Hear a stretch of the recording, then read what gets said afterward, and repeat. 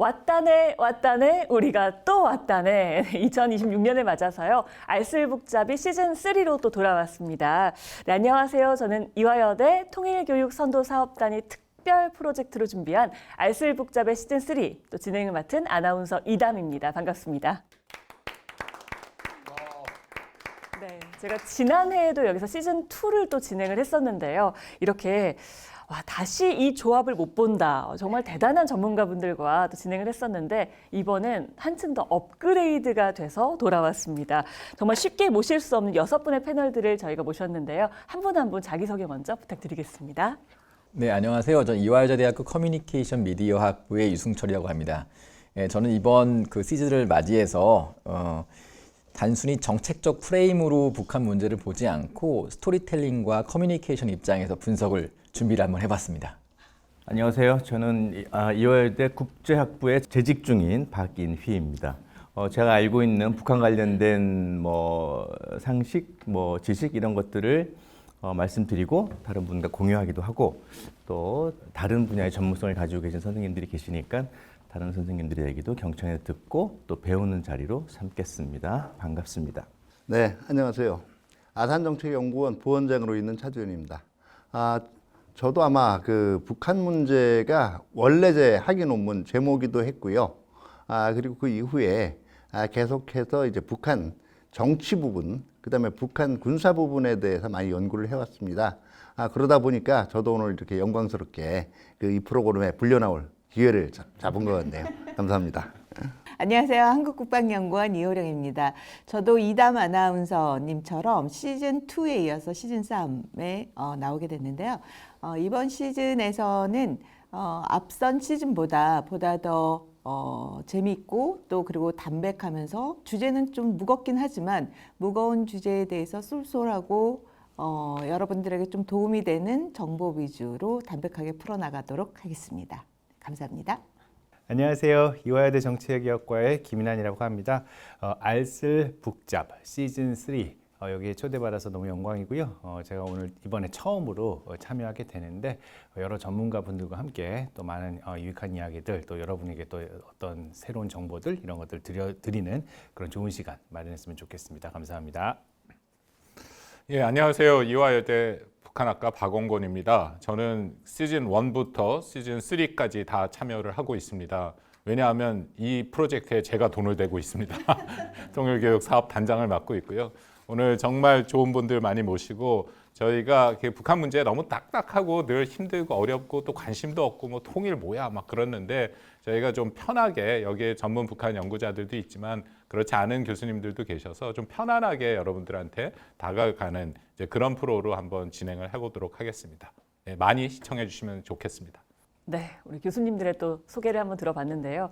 이제 3년째 알쓸북잡을 벌써 기획해서 내놓고 계신데 이렇게 하다 보니까 북한을 바라본 학생들의 시선이 조금은 뭔가 이렇게 달라졌다 이렇게 느끼시나요? 환경이 너무 안 좋아요. 북한도 우리랑 상대를 안 한다고 계속 얘기를 하고 있고 네네. 또 사실은 젊은 학생들 입장에서는 북한 통일 좀 고리타분하고 관심도 없고 북한 같은 경우에 쓰레기 풍선이나 보내는 그런 국가 이미지인데 내가 거길 구태여 알 필요가 있느냐.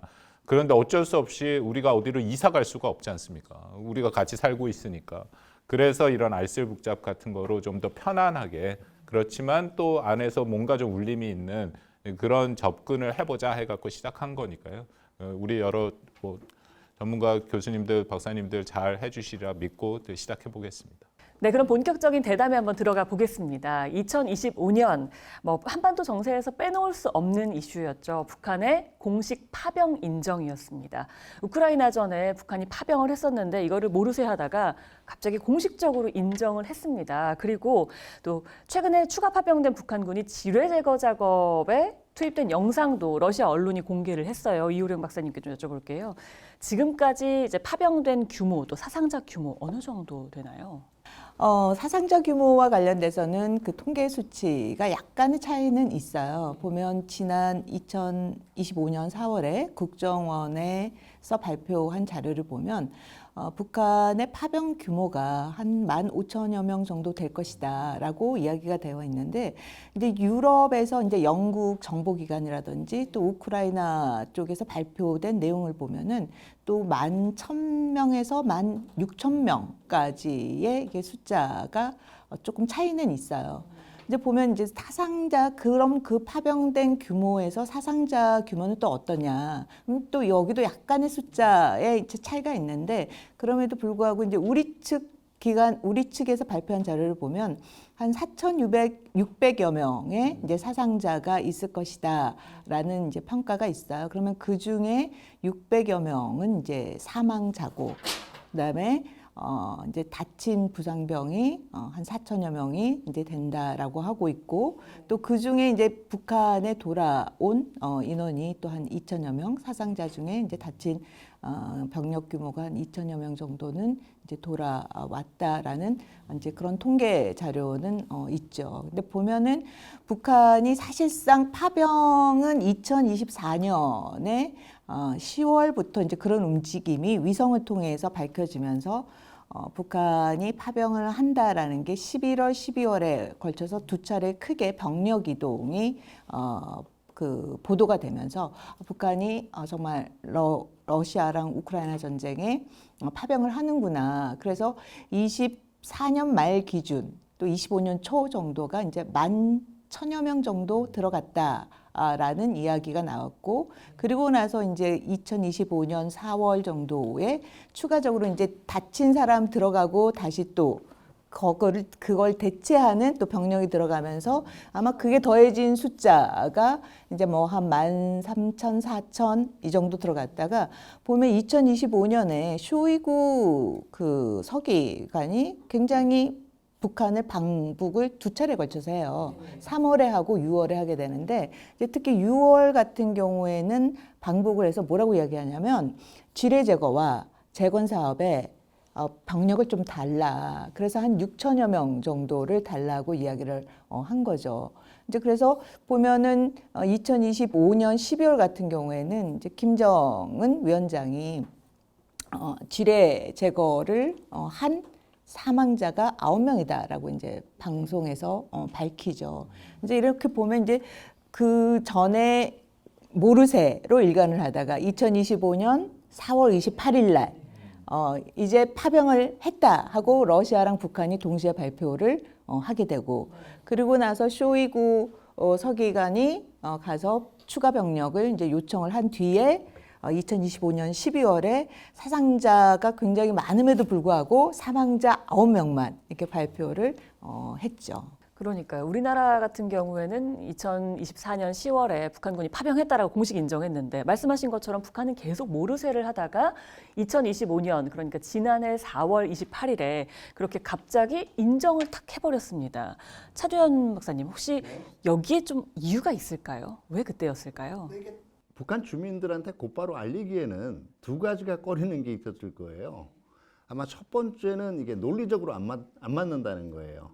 뭐 이미 지난번 시즌2에서 소개를 했을지는 모르겠지만 2023년 말에 그 북한이 이 남북한 관계는 더 이상 동족 관계가 아니라 교전 중인 두 국가 관계, 그래서 적대적 두 국가 관계로는 얘기를 했잖아요. 그러면 그 얘기는 무슨 얘기냐면 그 언제든지 우리가 북한을 호시탐탐 노리고 있는 존재라는 얘기예요.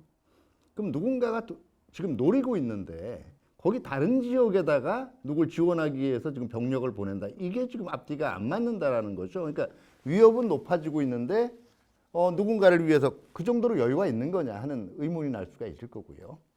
두 번째는 예상보다 피해가 크게 나왔다라는 것도 큰 고민이었을 거예요. 자, 뭐 실감나게 말씀드릴게요. 우리가 어떤 병력이 뭐 괴멸됐다, 전멸됐다 이런 얘기를 할 때 우리가 흔히 옛날에 뭐 살두대첩이나 이런 걸 보면 거의 다 없어지는 거를 괴멸됐다라고 얘기하잖아요.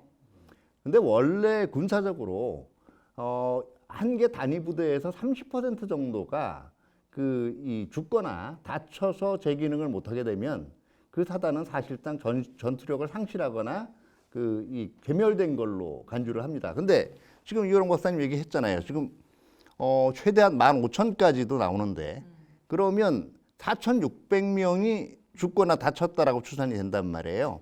사실은 10,000명 중에서 3,000명만 다쳐도 그건 괴멸 수준인 거예요. 그럼 북한 입장에서 이게 지금 강성대국이고 이 불굴의 강군이라고 지금까지 얘기를 해왔는데 너무 수치가 이게 지금 북한이 보기에는 좀 대외적으로도 망신스러운 거고 대내적으로 얘기를 할 때도 인민들이 이게 갸우뚱하게 되겠죠. 자, 이 두 가지 고민이 있기 때문에 고민이 있는데 또 하나 이 고민에 더한 또 하나의 고민은 근데 언제까지나 숨길 수는 없다라는 게 문제입니다. 우리가 흔히 북한하면 정보를 고도로 통제하는 사회라고 얘기하는데 이거는 2000년대 이전까지 얘기고요. 2000년대 이후에 들어와서는 이제 일단 중국하고 국경 무역하죠. 그 다음에 지금 이 단파방송 옛날엔 단파방송 수준 가지고 외부 정보를 받지만 이제는 뭐 볼 수 있는 루트들이 너무 많아졌잖아요. 그리고 북한은 이제 인민망이라 그러죠. 우리로 치면 국가 내부 전산망이 있어요. 인민망하고 인민망이 아니라 이게 지금 그 광명망이라고 해가지고요. 예. 인민망은 중국 거죠. 예. 광명망이라고 하죠. 국가 내부 이제 전산망하고 인터넷망하고를 물리적으로 단절을 시켜놨어요. 그 얘기는 무슨 얘기냐면 일반인은 인터넷 접촉을 못합니다. 그런데 이제 북한도 북한판 그 애플폰이라는 스마트폰이 생겼잖아요.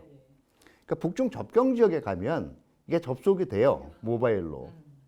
그러니까 이제 정보가 새 나갈 수 있는 그리고 외부 정보가 들어올 수 있는 이게 틈새가 굉장히 많아진 거예요. 그러다 보니까 이게 외부 사상에 물들까 봐 김정은이 이제 가령 저는 그 김정은 위원장이라고 굳이 얘기 안 하겠습니다. 별로 그렇게 존칭까지를 붙여줘야 될 가치를 못 느끼는 사람이기 때문에 개인적으로 이 김정은이 2020년이죠.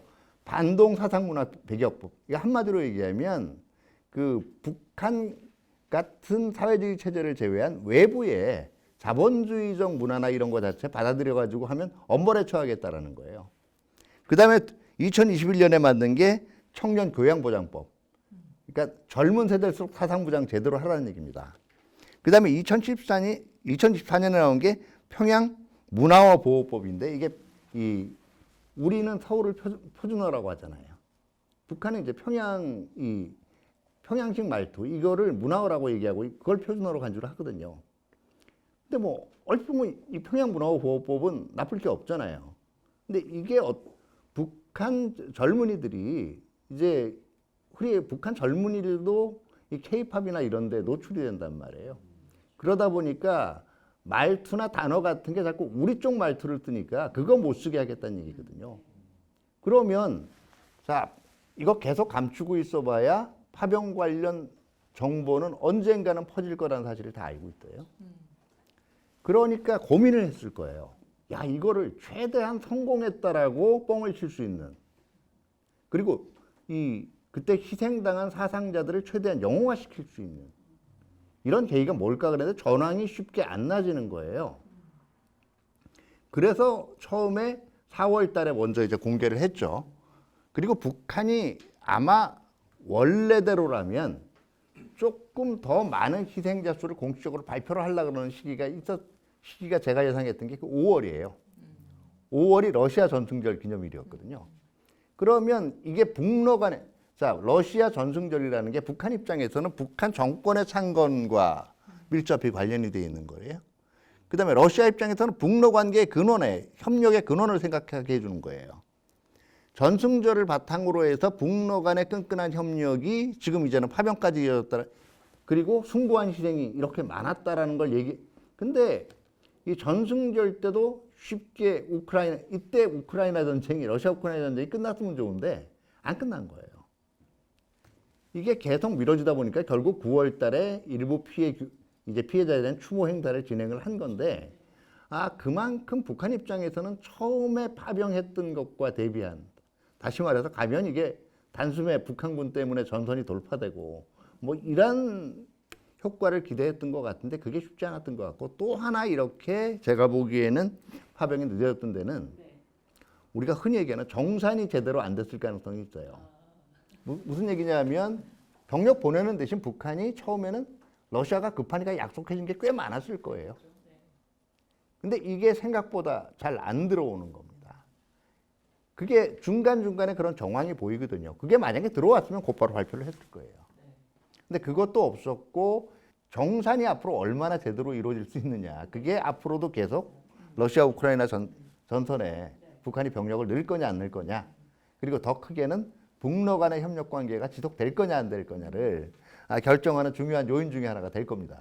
네, 북한이 이제 파병 인정을 하면서 여러 가지 이제 파병에 대한 합리화를 하면서 내놓은 것들이 뭐 유엔 헌장이나 국제법, 북러 조약을 막 다 끌어다 붙였어요.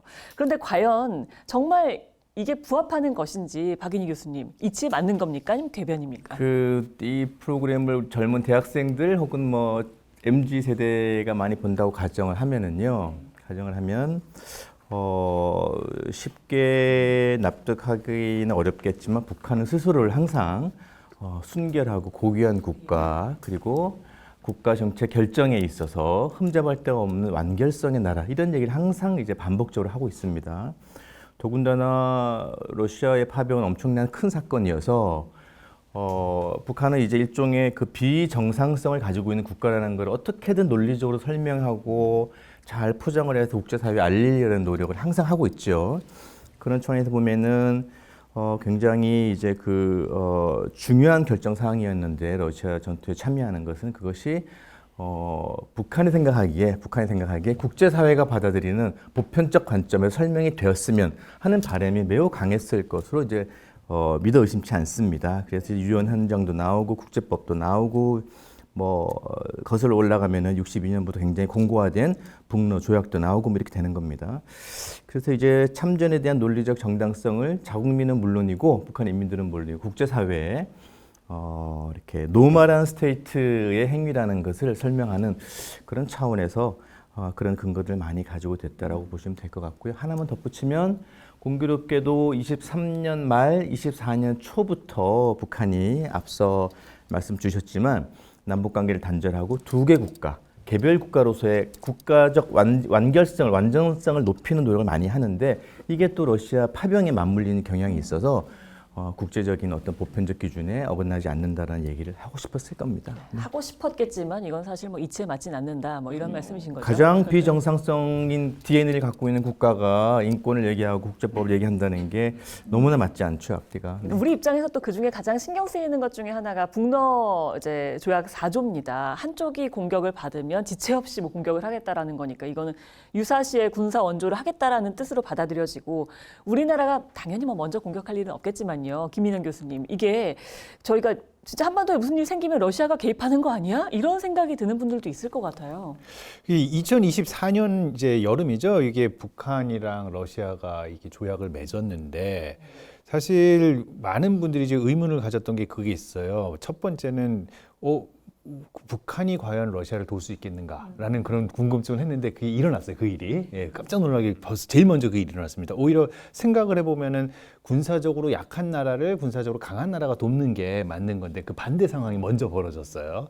근데 이제 저는 그 아나운서님 말씀하신 것처럼 뭐 저도 동의를 합니다. 우리가 먼저 북한을 공격할 이유는 없지요. 지금 어디 밖에 나가가지고 우리 젊은 사람들한테 북한이랑 전쟁하면 하겠니? 그럼 다들 왜요? 하면 제가요? 굳이요? 지금요? 이렇게 얘기를 할 거예요. 네네. 그렇잖아요. 국내에도 그런 분들이 있어요. 네. 그렇기 때문에 네.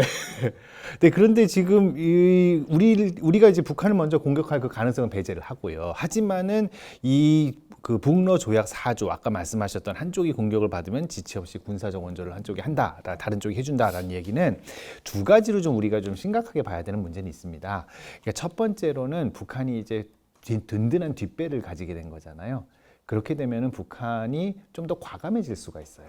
그러니까 행동이나 언사에 있어서.